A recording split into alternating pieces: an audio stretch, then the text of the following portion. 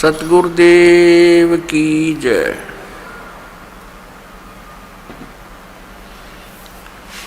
बंदी छोड़ कबीर परमेश्वर जी की जय।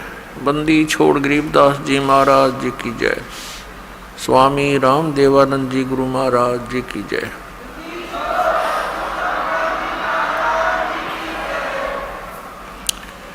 गरीब नमो नमो सतपुरुष को नमस्कार। गुरु की नहीं सुर नर मुनि जन साधुआं संतों सर्वसदी नहीं। सतगुरु साहेब संत सब डंडो तुम प्रणाम। आगे पीछे मध्य हुए तिनको जा कुर्बान। नराकार निर्विषम काल जार वैवंदनम। निर्लेपम निज निर्गुणम अकल अनुबेशुंदनम। सोहम सुरति समापतम सकल समाना निर्तलय। उज्ज्वल हीरंबर हरदमम बेपरवा अथाह वार पार नहीं मध्यतम। गरीब जो सुमर सिद्ध होई गणनायक गलता ना करो अनुग्रह सोई पारस पद परवाना। आदि गणेश मनाऊं गणनायक देवन देवा। चरण कमल लो लाऊं आजंत करूं सेवा। परम शक्ति संगीतम रिद्धि सिद्धि दाता सोई। अवगत गुण अतीतम सतपुरुष निर्मोही। जगदम्बा जगदीशम मंगल रूप मुरारी। तन मन अर्पों शीसम भक्ति मुक्ति भंडारी। सुर नर मुनि जन ध्यावे ब्रह्मा विष्णु महेशा। शेष शेष मुख गावे पूज्य आदि गणेशा। इंद्र कुबेर सरीखा वरुण धर्म राय धावे। समर्थ जीवन जी का मन इच्छा फल पावे। 33 कोटि आधारा दावे शेष 88। उतरे बहु जल पारा कट है यम की फांसी। 33 कोटि अदारा दावे शेष 88।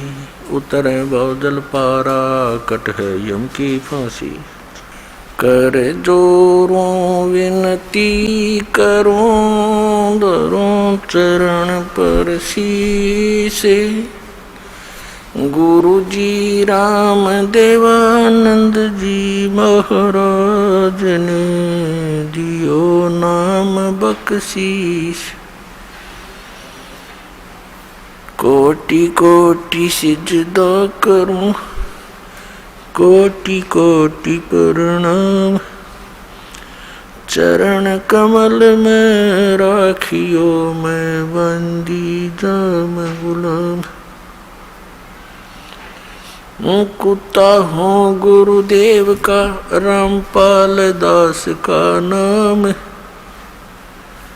गले प्रेम की जेवड़ी जा खेचो वहाँ जाऊं मैं।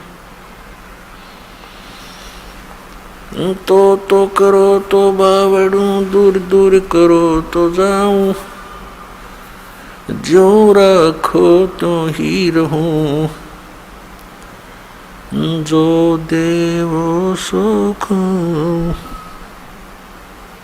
जय इब के सतगुरु मिले। सब दुख आँखों रोए। चरणों ऊपर शीस धरूं कहूँ जो केड़ी हो। कबीर गुरु जी मिलेंगे पूछेंगे कुशलात। आदि अंत की सब कहूँ अपने दिल की बात।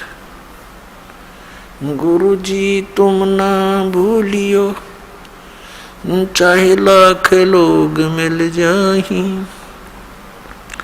हम जैसे तुमको बहुत हैं तुम जैसे हमको नहीं।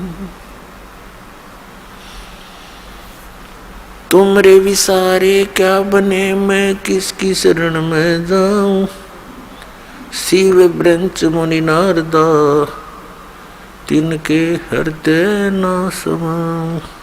ब्रह्म पिता परमात्मा पूर्ण ब्रह्म सारी सृष्टि के रचनहार कुल मालिक कबीर परमेश्वर जी की असीम कृपा से आप जी सत्संग सुनने के लिए उपस्थित हुए। भक्ति मुक्ति के दाता सतगुरु ये भटकत प्राण फिरंदा, उस साहिब के हुक्म बिना नहीं तरवर पात हिलंदा। उस परमेश्वर की असीम कृपा से, उस तत्ब्रह्म की रजा से आप जी यहाँ पहुँच पाए हो। पुण्यात्माओं, सत्संग में आने से हमें ये ज्ञान होता है कि मानव शरीर हमें किस लिए प्राप्त हुआ था। जब तक हम महापुरुषों के विचार नहीं सुनते, सत्संग नहीं सुनते, तब तक हम अपने उसी कर्म को, उन्हीं क्रियाओं को जो हमारे पूर्वज करते हुए आए हैं, उन्हीं को हम सत्य मानते थे। संतानों उत्पत्ति, उनकी परवरिश करना, उनके विवाह आदि कर देना, फिर उनके संतान की कामना करना, फिर बेशक मर जाए कोई प्रॉब्लम नहीं। तो ये तो हमारे ना चाहने से भी हो रहा था, क्योंकि जो हमने कर्म करना चाहिए था उसका ज्ञान ना होने से हम जो भी प्रारब्ध से प्राप्त कर रहे थे उसको हम ये सोच रहे थे हम कर रहे हैं, हमारे ही करने से सब कुछ हो रहा है। लेकिन ये हमारी भूल थी, अध्यात्म तत्व ज्ञान का अभाव था। जो हमने करना चाहिए था वो हमने शुरू भी नहीं किया होता है जब तक हम सत्संग नहीं सुनते। कोई तो कहा करता था कि मैंने ऐसे 5 प्लाट ले लिए, 2 कोठी बना दी, सब बच्चों का विवाह बड़े ठाठ से कर दिया। मैंने बहुत परिश्रम किया, मेहनत की, और जिससे धन प्राप्ति हुई। कोई कहता था मैंने ऐसे कर दिया। तो ये सब भूल थी प्राणी की कि ये इस जीव को जो मानव शरीर प्राप्त होता है तो केवल प्रारब्ध ही प्राप्त होता है। जीव का ना चाहा होता है ना किया होता है। और फिर कुछ वृद्ध व्यक्ति बैठकर आपस में चर्चा करते हैं, गोष्ठी किया करते थे, एक दूसरे की कुशल मंगल पूछा करते थे। तो बताते थे कि मेरे जो है ना 2 लड़के थे, 2 लड़की, 2 लड़के 2 लड़की हुई, दोनों के परमात्मा ने संतान दे रखी है, पुत्र पुत्रियां सबको प्राप्त हैं, सबका विवाह कर दिया है, मेरा काम पूरा हुआ,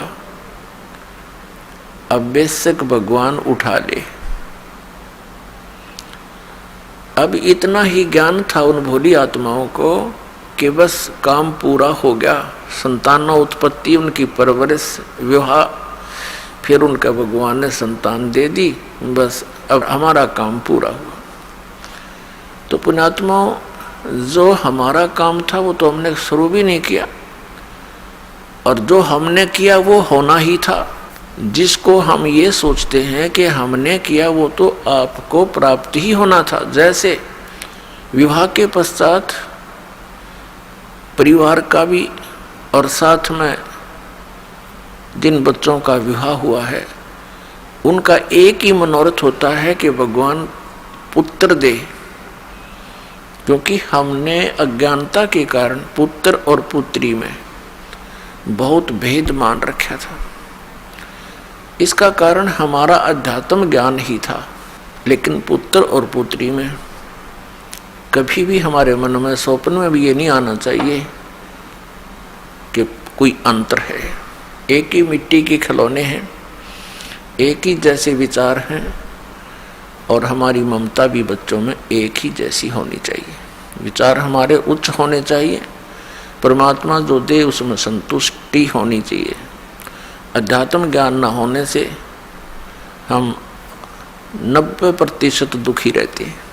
अब जैसे प्रत्येक व्यक्ति का यही उद्देश्य और आशा होता है कि पुत्र हो, लेकिन पुत्री होगी। फिर ये सोचा कि भगवान अब के तो पुत्र दे, दूसरी भी पुत्री होगी, बेटी होगी। तीसरी की तो पूरी कामना थी कि तीसरा पुत्र हो ही हो, वो भी पुत्री होगी, चौथी भी पुत्री होगी और पांचवी भी होगी।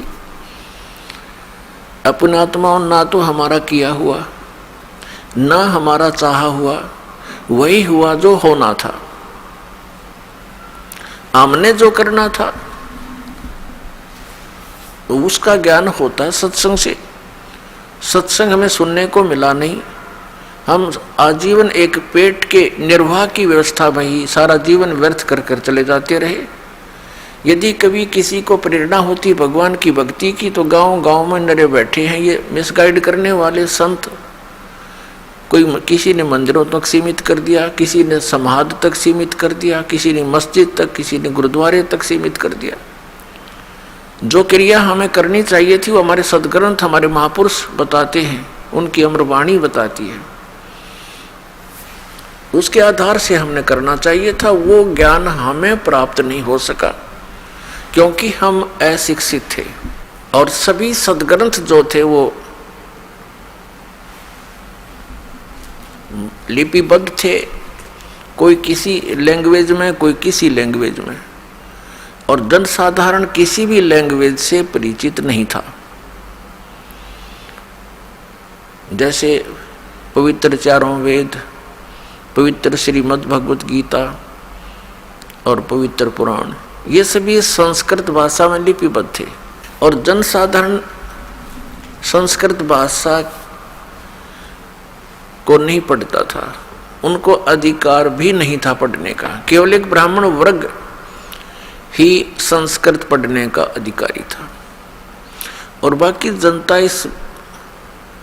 ये सिरदर्द भी मोल लेना नहीं चाहते थे कि भी ये ठीक है, महापुरुष हैं, संस्कृत पढ़ते हैं, वेदों गीता और पुराणों को इन्होंने पढ़ा है, जाना है, और ये हमें जो बता रहे हैं वो सही है क्योंकि ये संस्कृत के ज्ञाता है। तो अन्य समाज को, भगत समाज को कोई ऑब्जेक्शन हुआ नहीं और ये दृढ़ होता चला गया कि ये जो ज्ञान देते हैं वो ठीक है।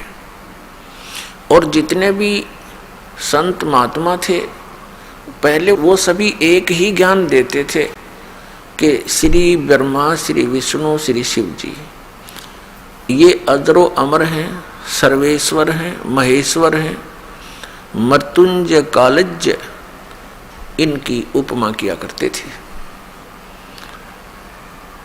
और इन्हीं की पूजा यानी श्री विष्णु जी और श्री शिव जी की पूजा और साथ में फिर मृत्यु के उपरांत सब क्रियाएं, जैसे 13वीं वर्षोद्धी वर्षी 17वीं जैसे भी करवाते थे, फिर उनके श्राद्ध, अस्थियों को उठाकर गंगा में प्रवाह आदि सब क्रियाएं हमसे कराते रहे। तो हमारी एक परंपरा सी बन गई और विदाउट ऑब्जेक्शन बन गई क्योंकि सभी यही क्रियाएं हम कर रहे थे। और सभी महापुरुष जो भी प्रवचन करता थे, सत्संग किया करते थे, इन्हीं की, सुदामा और श्री कृष्ण जी की, श्री राम और भीलनी की, और रावण के वध की, कंस के वध की, ये कथाएं हमें सुनाया करते थे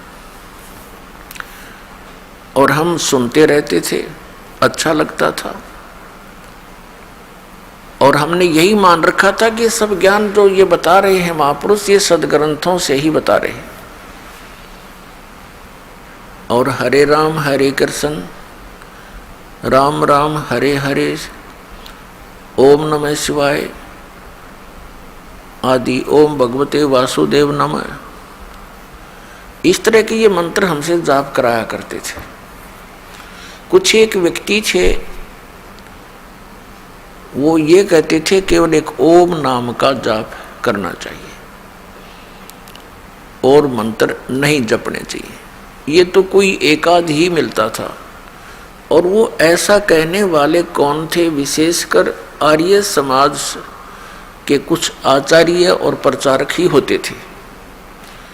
और वे महर्षि दयानंद के विचारों को ही समाज में फैलाया करते थे। और महर्षि दयानंद खुद ओम का जाप करने के पक्ष में नहीं था। आपको बहुत बार दिखाया है, दिखाएंगे समय आने पर।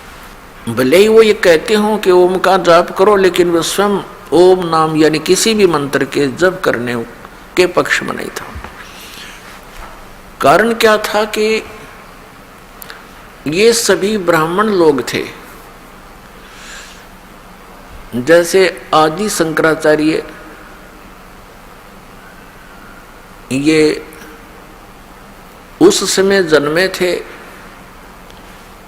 जिस समय भारतवर्ष के अंदर बुद्ध धर्म की जो है अत्यधिक प्रचार हो रहा था बुद्ध धर्म का, और बहुत शीघ्रता से फैल रहा था। उस समय आदि शंकराचार्य जी का जन्म हुआ ईसा मसीह जी से 508 वर्ष पूर्व। तो उस आदि शंकराचार्य का उस समय जन्म होना हमारे लिए वरदान सिद्ध हुआ, क्योंकि यदि बुद्ध धर्म भारतवर्ष में फैल जाता तो पूरा भारतवर्ष नास्तिक हो जाता। जैसे बुद्ध धर्म फैला चीन में,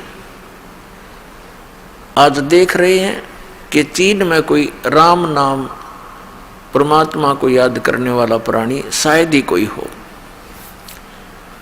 इसका कारण क्या रहा कि ये महापुरुष जैसे महात्मा बुद्ध थे,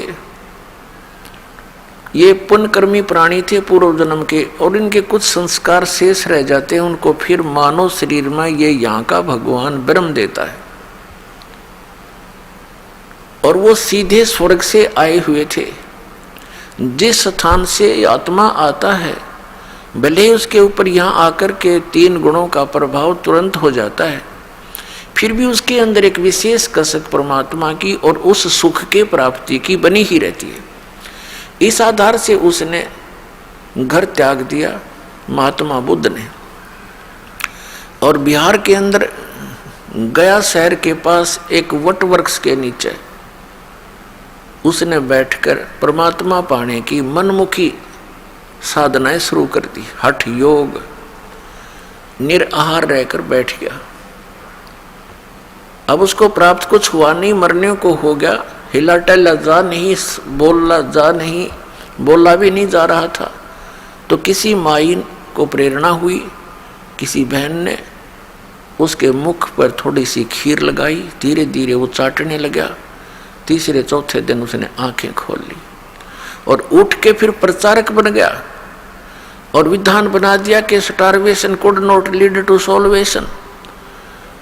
व्रत रखने से, भूखा मरने से भगवान प्राप्ति नहीं हो सकती, आत्म कल्याण नहीं।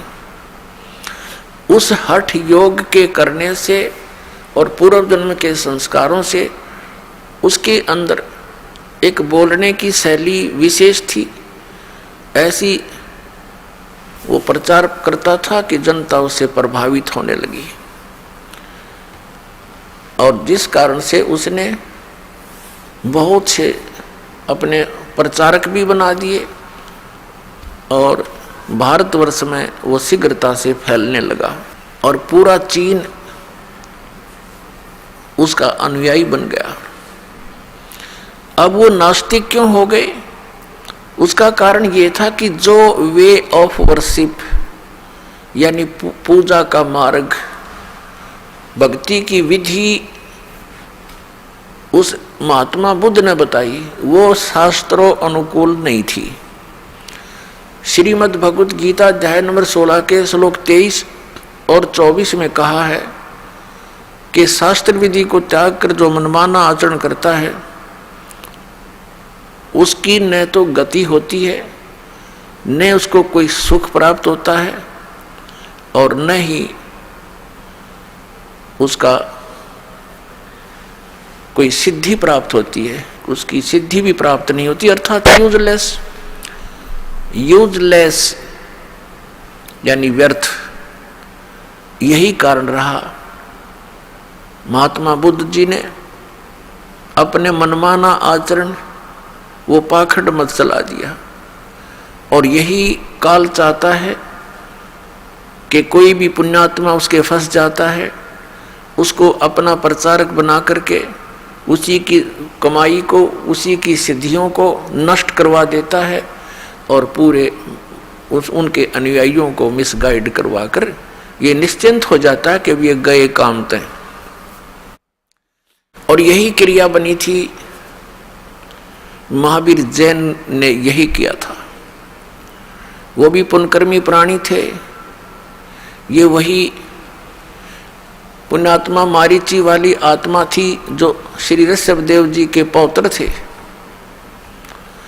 और कई बार ये लाखों बार देवता बने, करोड़ों बार गधा बने, करोड़ों बार कुत्ता बने। अब उसके बाद वो एक स्वर्ग से वापस आए और उनका जन्म महावीर जैन रूप में हुआ। उसके बाद उन्होंने परमात्मा पाने के लिए घर त्याग दिया। ये मुनिवर्ती बोलते हैं, घर त्याग दे नी वस्त्र हो जा। वो निकला था वैराग कसक में, कोई गुरु उनको मिला नहीं, उन्होंने गुरु धारण नहीं किया, मनमुखी हठ योग किए। उसके बाद स्वयं ही प्रचारक बन गया, 363 पाखंड मत चला दिए, और जिस कारण से आज पूरा जैन धर्म उसी महावीर जैन द्वारा चलाए गए उन पाखंड मतों के आधार से पूजाएं कर रहा है।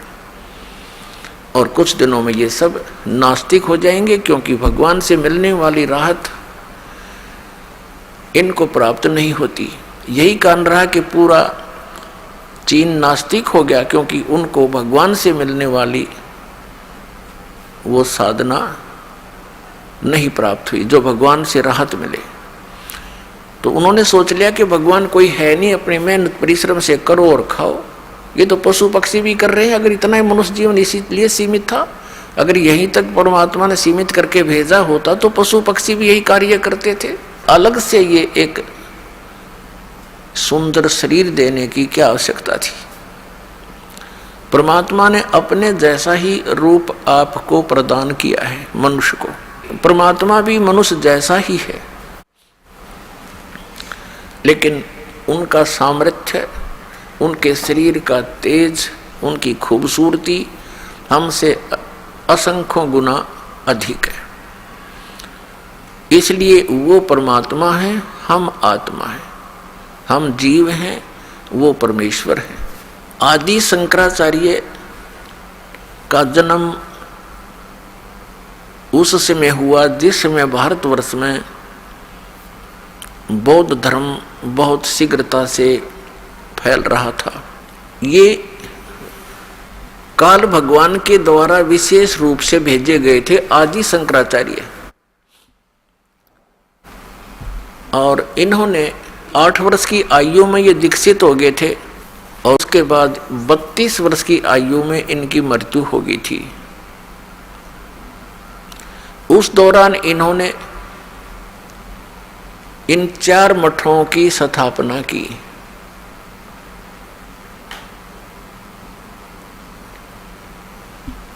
एक जैसे ये जोशी मठ बोलते हैं, ज्योतिर्मय जोशी मठ, एक श्रृंगेरी मठ, श्रृंगेरी पीठ कहो, 4 पीठ स्थापित की, एक द्वारका शारदा पीठ, एक पुरी गोवर्धन पीठ, इस प्रकार। तो पुण्यात्माओं, हमारे साथ वही हुआ कि आसमान से गिरे, खजूर में अटक गए। क्योंकि यदि बौद्ध धर्म फैल जाता तो हम आसमान में थे, कोई सिर पैर था ही नहीं भक्ति का। अब इन्होंने क्या सिद्धांत बनाया, आदि शंकराचार्य ने, जहाँ से हम हिंदू धर्म को चला मानते हैं, उन्होंने क्या बताया। एक तरफ तो वो कहते हैं कि जीव ही ब्रह्म है, अयम आत्मा ब्रह्म, अहम ब्रह्मास्मि, प्रज्ञानम ब्रह्म, और चौथा इनका मंत्र है तत्वमसि।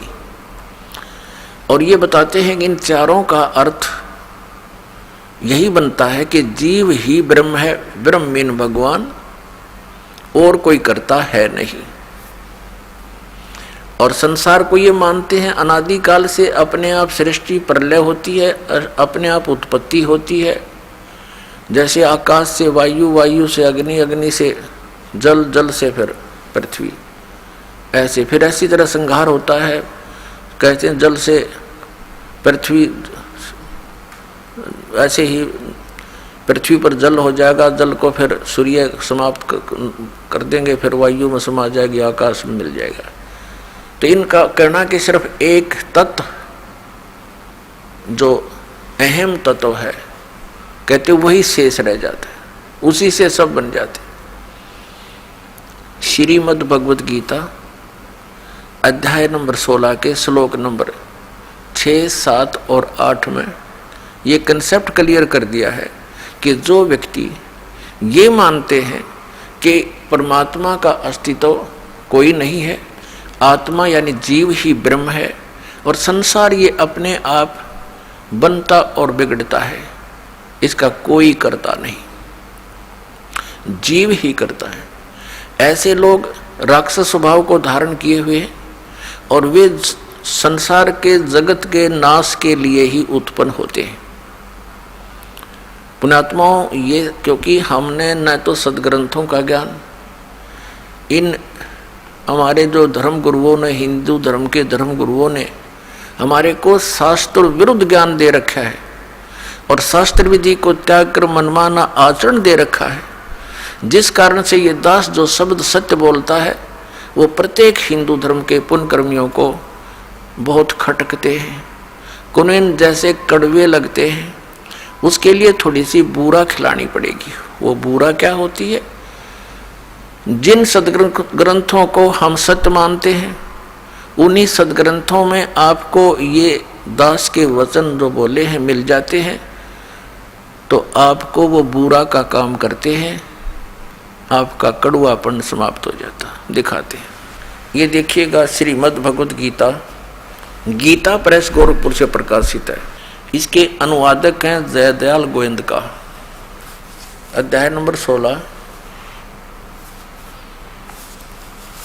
श्रीमद् भगवत गीता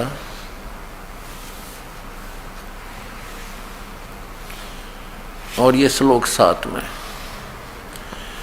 असुर स्वभाव वाले मनुष्य प्रवृत्ति और निवृत्ति दोनों को भी नहीं जानते, इसलिए उनमें न तो बाहर भीतर की शुद्धि है और न श्रेष्ठ आचरण और न सत्य भाषण ही है। 8 में क्या कहा है? ये 8 है। वे आसुरी प्रकृति वाले मनुष्य कहा करते हैं, जगत आश्रय रहित है, सर्वथा असत्य और बिना ईश्वर के है, अनीश्वर है। अपने आप केवल स्त्री पुरुष के संयोग से उत्पन्न है, केवल काम ही इसका कारण है, इसके सिवा और क्या है। अब 9 में क्या कहा है? इस मिथ्या ज्ञान को अवलंबन करके जिनका स्वभाव, इस मिथ्या ज्ञान को अवलंबन करके जिनका स्वभाव नष्ट हो गया है, जिनकी बुद्धि मंद है, वे सबका अपकार करने वाले कुकर्मी मनुष्य जगत के नाश के लिए ही समर्थ होते हैं। अपने आत्माओं, हमारे जो सदग्रंथ हैं ये हमें मान्य हैं। इसके अतिरिक्त हमें जो कोई भी दंत कथा सुनाता है वो हमें मान्य नहीं होनी चाहिए। तो हमारे पवित्र सदग्रंथ कौन कौन से हैं? पवित्र चारों वेद, ऋग्वेद, यजुर्वेद, सामवेद और अथर्ववेद। और पांचवा वेद वो सूक्ष्म वेद है जो परमेश्वर ने स्वयं आकर अपने मुख कमल से बोला है, जिसके विषय में श्रीमद् भगवद गीता अध्याय नंबर 4 के श्लोक नंबर 32 में वर्णन है कि वो ब्रह्मणे मुखे सच्चिदानंद घन ब्रह्म के मुख कमल से उतरित वाणी में विस्तार के साथ धार्मिक यज्ञों की अर्थात अनुष्ठानों की जानकारी कही गई है। वो तत्व ज्ञान है। चौथे अध्याय के 34वें श्लोक में कहा कि उस तत्व ज्ञान को तत्वदर्शी संतों के पास जाकर समझ। वो तत्वदर्शी संत तुझे उस परमात्म तत्व का ज्ञान कराएंगे। उनको दंडवत प्रणाम करने से, कपट छोड़कर नम्रतापूर्वक प्रसन्न करने से वे तुम्हें उस तत्व ज्ञान का प्रचार करेंगे। और पवित्र श्रीमद् भगवद गीता ये इन चारों वेदों का सारांश है। और इसके अंदर थोड़ा सा और गीता ज्ञान दाता जो बोल रहा है गीता को, वो ब्रह्म है, वो सर्वपुरुष है, वो यहाँ का भगवान है, श्री ब्रह्मा विष्णु महेश का वो पिता है। वो क्या करता है, कभी अपने पुत्र विष्णु के रूप में, सद्गुण विष्णु के रूप में दर्शन दे देता है, कभी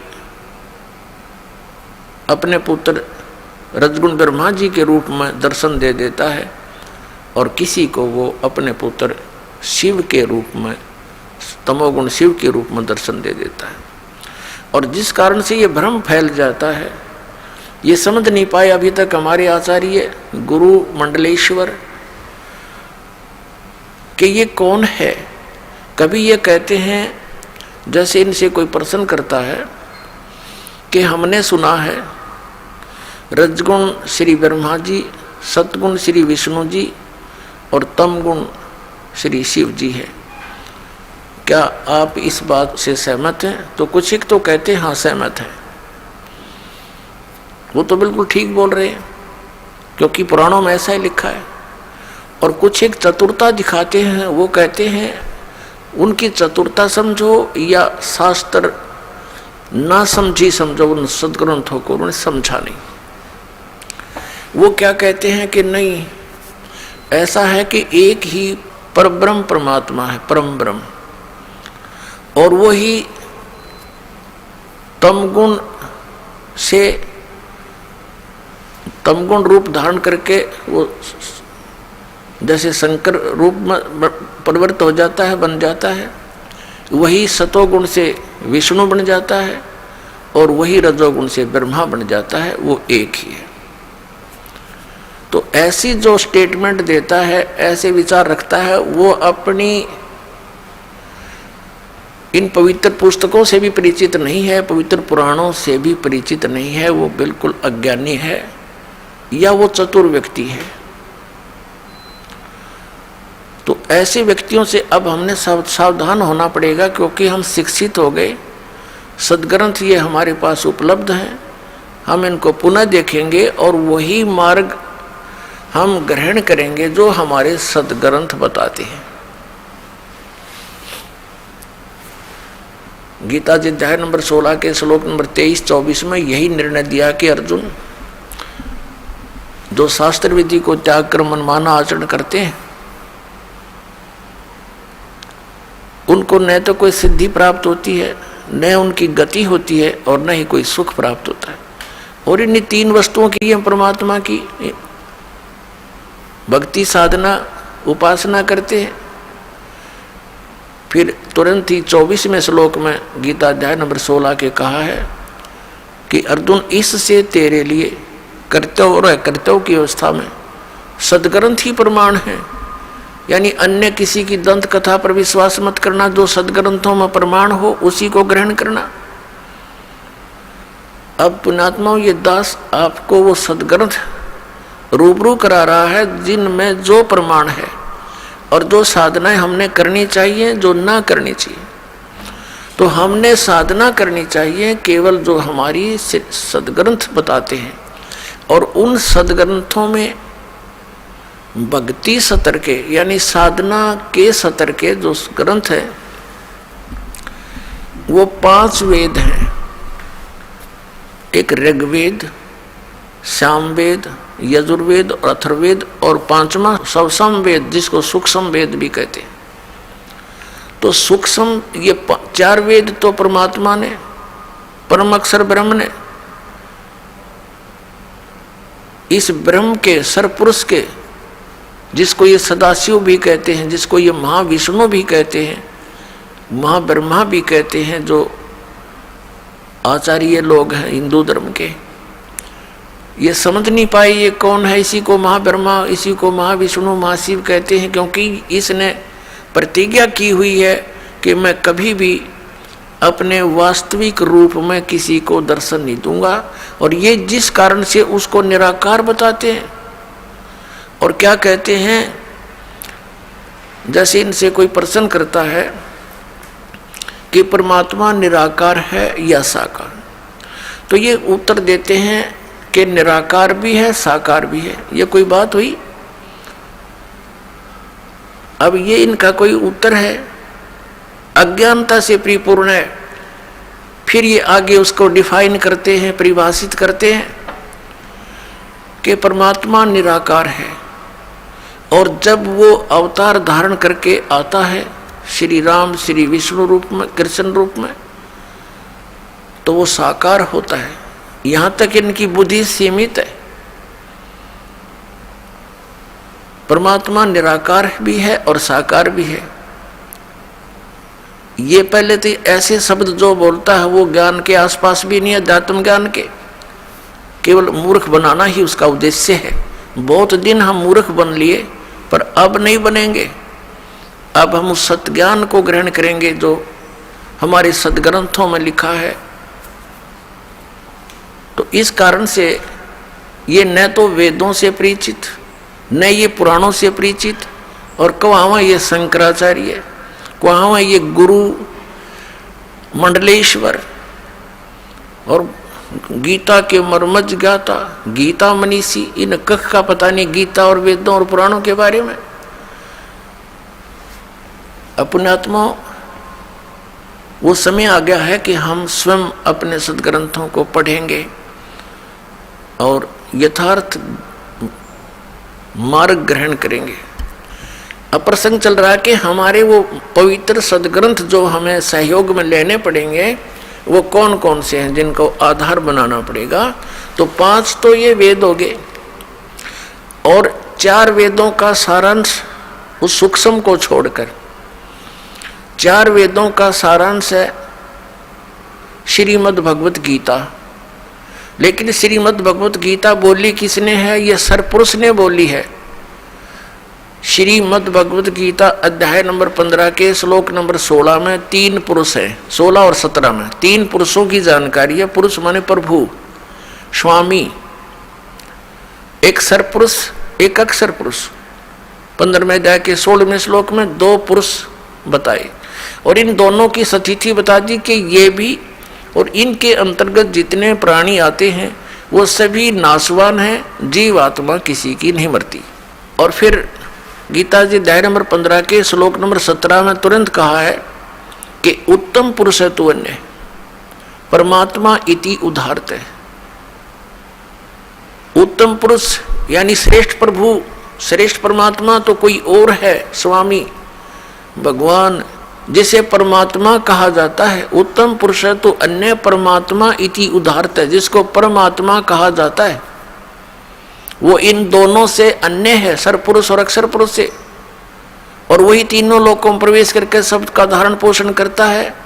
जैसे 15वें अध्याय के गीता जी के मंत्र 1 में और 2 और 3, 4 में, गीता जी अध्याय नंबर 15 के श्लोक 1, 2, 3, 4 में प्रमाण दिया है कि उल्टा लटका हुआ संसार रूपी वृक्ष है, जिसकी ऊपर को जड़ है वो तो परम अक्षर ब्रह्म समझो, आदि पुरुष परमेश्वर। और नीचे तीनों गुण रूपी शाखा है। और जो संत इसके पूरे विभाग बता देगा सवेदविद, वो तत्वदर्शी संत है।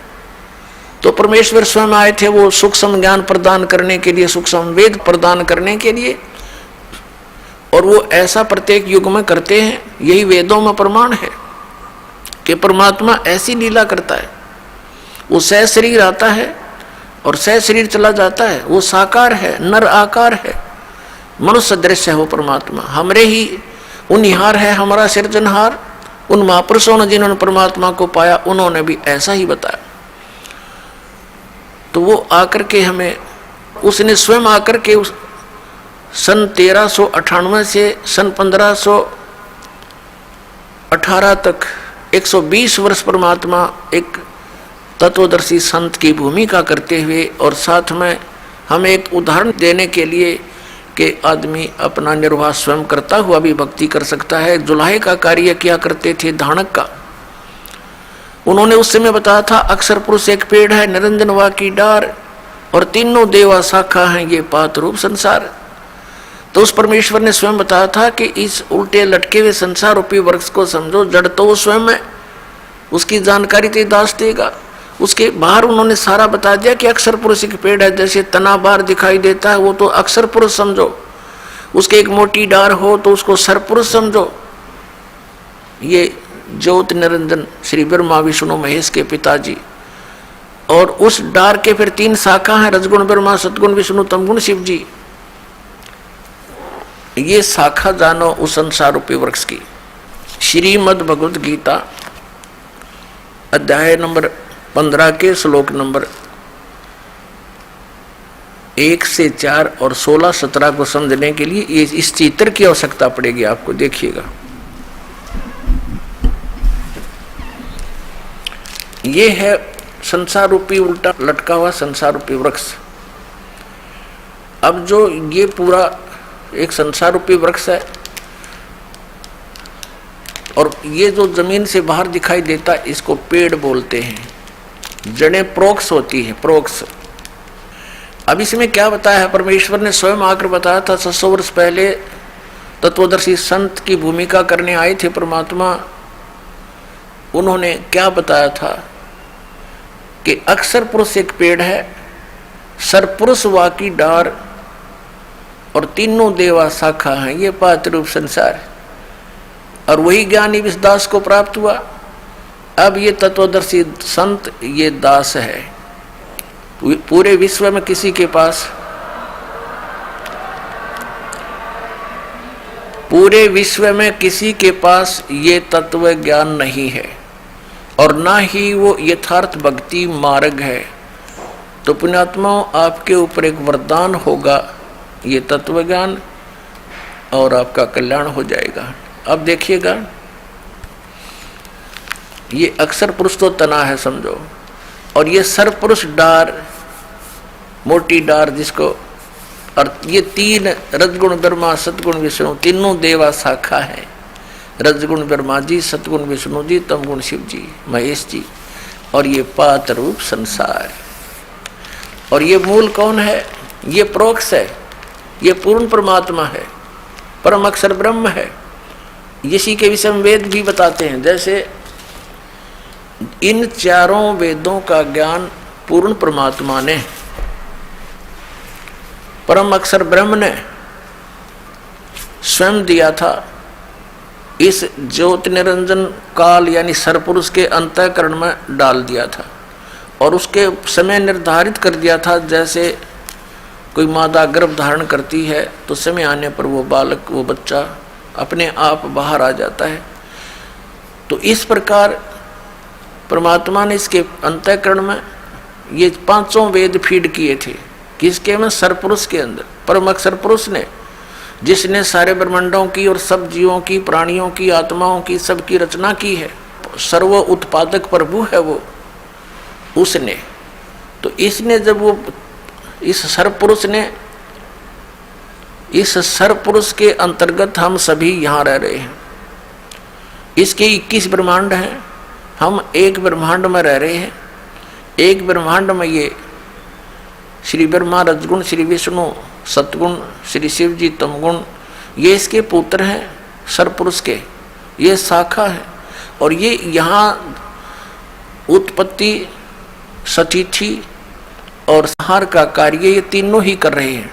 और इसके निमित्त वो काल है, वो करवा रहा है। उसको 1,00,000 मानव शरीरधारी प्राणियों के सूक्ष्म शरीर को भून कर खाने का श्राप लगा हुआ, खाने का।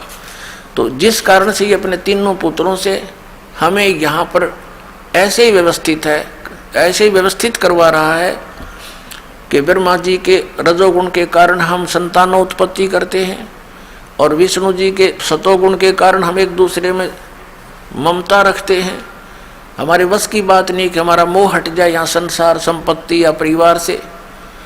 और तमोगुण के भगवान शिव के कार्य से आप परिचित भी हैं कि क्रोध इतना बन जाता है और एक बार तो ये जीव बहुत जुल्म कर डालता है, हिंसा कर देता है, बाद में रोता रहता है।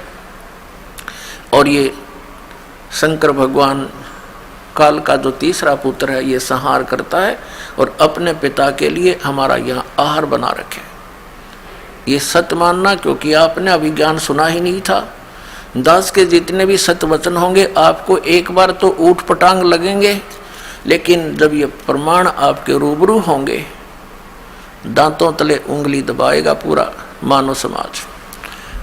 अपने आत्माओं, जैसे प्रसंग चल रहा था कि उल्टा लटका हुआ संसार रूपी वृक्ष है, अक्षर पुरुष एक पेड़ है, निरंजन वा की डार और तीनों देवा शाखा हैं, ये पात्र रूप संसार ये आपके रूबरू हुआ। अब जड़ जो है वो परम अक्षर ब्रह्म है।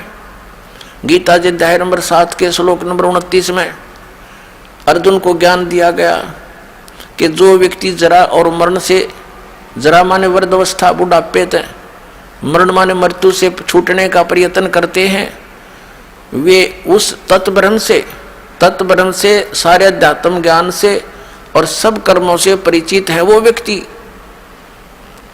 क्योंकि जिनको ये पता लग गया कि ये संसार की सब जो वस्तु है ये हमारे काम की नहीं, जन्म मृत्यु सदा बनी रहेगी और परम अक्षर ब्रह्म की साधना करने से, उस तत्ब्रह्म की साधना करने से जरा भी समाप्त होगा, यानी वृद्धावस्था भी और मृत्यु भी। क्योंकि सचखंड सतलोक शाश्वत स्थान में सनातन परम धाम में जाने के बाद ये प्राणी ऐसे ही मनुष्य सदृश शरीर में रहता है और वहाँ इसकी मृत्यु नहीं होती, वृद्ध अवस्था नहीं आती, सदा युवा रहता है। तो उसके लिए यहाँ ज्ञान दिया गया। अब 7वें अध्याय के 29वें श्लोक में जिस तत्ब्रह्म के विषय में गीता ज्ञानदाता ने कहा, 8वें अध्याय के प्रथम मंत्र में अर्जुन ने पूछा कि भगवान किम तत्ब्रह्म, तो गीता ज्ञानदाता ने उसका उत्तर दिया 8वें अध्याय के 3रे श्लोक में कि वो परम अक्षर ब्रह्म है, वह परम अक्षर ब्रह्म है। तो यहाँ गीता अध्याय नंबर 15 के 1 से 4 में और 16 और 17 में ये परम अक्षर ब्रह्म जो है ये उत्तम पुरुष है तो अन्य परमात्मा इति उदाहरते, ये लोक तरम आविश्य विभर्ति अवय ईश्वर है, जो तीनों लोकों में प्रवेश करके सबका धारण पोषण करता है, वो परमात्मा वास्तव में अविनाशी है और वही परमात्मा है। परमात्मा का अर्थ होता है जो केवल सुख दे, दुख ना दे, केवल सुख देता है, दुख नहीं देता। और यहाँ जिसको हम परमात्मा मानकर सरपुरुष को, जिसका ओम नाम है, जो श्री ब्रह्मा श्री विष्णु श्री शिव जी के पिताजी हैं, और वो कहता मैं कभी किसी के समक्ष नहीं आता। 7वें अध्याय के 24 और 25 श्लोक में गीता जी में वो कहता है कि ये मूर्ख लोग मुझ अव्यक्त को व्यक्तिम आपनम मनन्ते, मुझे व्यक्ति रूप में मान रहे होंगे, श्री कृष्ण रूप में। आई एम नॉट कृष्ण, मैं तो अपनी योग माया से छुपा रहता हूँ, मैं कभी किसी के समक्ष नहीं आता। ये मेरा अनुत्तम घटिया विधान है, अटल विधान है, अविनाशी विधान है। और ये मुझे कृष्ण रूप में मानते हैं, मैं कृष्ण नहीं हूँ। क्योंकि वो तो बाहर निकल कर बोल दिखाया उसने, सब बुरा रूप श्री कृष्ण से विकराल रूप दिखाया, जिसको विराट बोलते हैं। कहते हैं ये है मेरा असली रूप है। तो वो स्वयं किसी के सामने नहीं आता और ये सरपुरुष है। अक्षर पुरुष है वो 7 संख्य ब्रह्मांड का स्वामी है, और ये सरपुरुष केवल 21 ब्रह्मांड का स्वामी है। तो गीता जी अध्याय नंबर 15 के श्लोक 17 में स्पष्ट किया है कि उत्तम पुरुष है तू अन्य परमात्मा इति उदारत, जिसको भगवान कहा जाता है। और यह लोकचर्य मावी से विवर्ती अवैश्वर है, जो तीनों लोकों में प्रवेश करके सबका धारण पोषण करता है, वो है वास्तव में अविनाशी परमात्मा। अब संसार रूपी वृक्ष की जो जड़ें हैं वो है वो परम अक्षर ब्रह्म, और उसी से पूरे वृक्ष को आहार प्राप्त होता है। सबका पूरे पेड़ का पालन पोषण मूल करती है, जड़ करते हैं।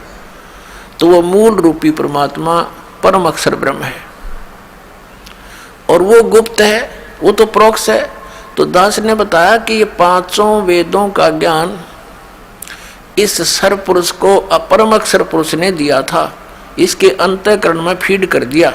जैसे एक मोबाइल से दूसरे मोबाइल में पूरी फिल्म की फिल्म भेज दी जाती है, ऐसे। तो इसने जब समय आने पर वो बाहर आए, देखा कि 5वें वेद के अंदर उस शाश्वत स्थान के पाने की, वहां के सब सुख सुविधाओं की जानकारी विशेष थी, और परम अक्षर ब्रह्म की विशेष जानकारी थी। इसने सोचा कि इन प्राणियों को यदि परम अक्षर ब्रह्म की जानकारी होगी तो ये सब भाग जाएंगे। इसने वो 5वां वेद नष्ट कर दिया, सूक्ष्म वेद।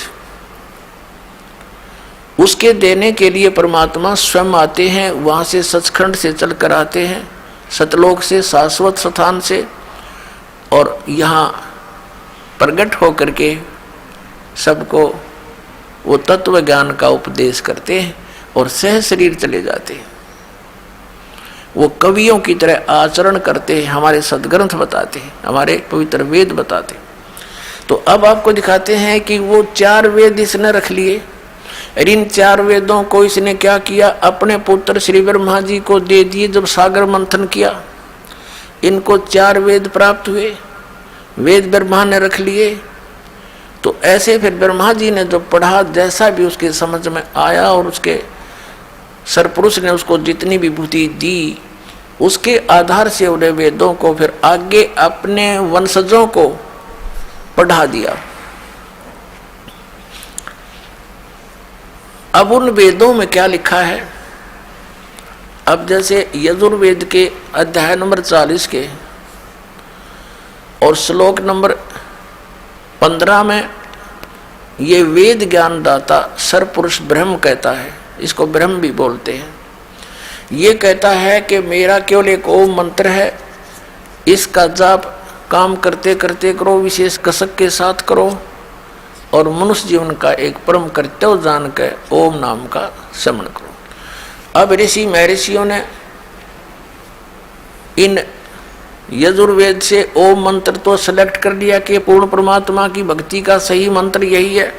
तो जो ओम नाम के जाप को ही सुप्रीम मानकर सेट हुए बैठे हैं, वो ये भूल गए कि इसी यजुर्वेद अध्याय नंबर 40 के श्लोक नंबर 10 से लेकर 13 तक वेद ज्ञान दाता सरपुरुष एक ऑप्शन छोड़ रहा है कि कोई तो परमात्मा को जन्म लेने वाला कहता है, संभवात, और कोई असंभवात, यानी वो कभी जन्म नहीं लेता, उत्पन्न नहीं होता, ऐसा बताते हैं। इसकी जानकारी भगवान साकार है या निराकार, इसका यथार्थ ज्ञान तत्वदर्शी संत बताते हैं, उनसे सुनो। इससे सिद्ध हो गया कि वो जो तत्वदर्शी संत इस वेद ज्ञान से अन्य ज्ञान सुनावेंगे।